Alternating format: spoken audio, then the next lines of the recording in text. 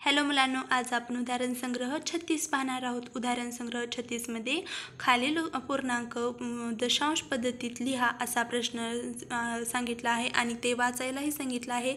तर मुलांनो, आपल्याला हे दशांश रूपात कसं लिहायचं हे मी तुम्हाला या व्हिडिओत सांगणार आहे आणि उदाहरण संग्रह 36 मधली सर्व गणिते मी तुम्हाला करून दाखवणार आहे। तर व्हिडिओ शेवटपर्यंत पहा आणि व्हिडिओ आवडला तर व्हिडिओला लाईक करा, शेअर करा, सबस्क्राइब करून बेल आयकॉन प्रेस करा, म्हणजे माझे सर्व व्हिडिओ तुम्हाला मिळत राहतील। तर चला मुलांनो, 3 गुणिले इथे 3 आणि इथे कोणतं चिन्ह नाही, म्हणजे इथे गुणाकाराचं चिन्ह असतं। तर मुलांनो, आपण याला कसं वाचायचं, 3 गुणिले 9/10। तर याचं दशांश रूप काय करायचं, इथे जी संख्या दिली आहे ती लिहायची आणि पॉईंट द्यायचा आणि वरची संख्या लिहायची। झालं, हे दशांश रूपात आपण लिहिलं। तर तसंच पुढच्या संख्या, इथली संख्या, नंतर पॉईंट, मग वरची संख्या 4। झालं। दशांश म्हणजे काय, तर 9/10 भाग आणि गुणिले 3 तर 3.9 असं आपलं उत्तर असणार आहे।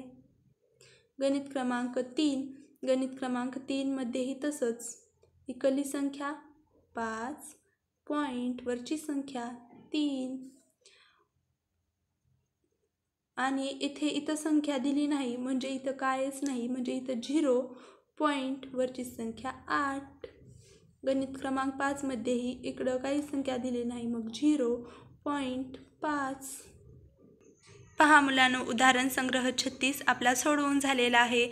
किती लवकर आणि किती सोप्या पद्धतीत आपण उदाहरण संग्रह 36 सोडवलेला आहे। तर अशा सोप्या पद्धती जाणून घेण्यासाठी आपल्या चॅनलला लाईक करा, शेअर करा, सबस्क्राईब करा आणि सबस्क्राईब केल्यानंतर बेल आयकॉन जरूर प्रेस करा, माझे सर्व व्हिडिओ तुम्हाला मिळत राहतील। आता आपल्याला याचं वाचन करायचं आहे।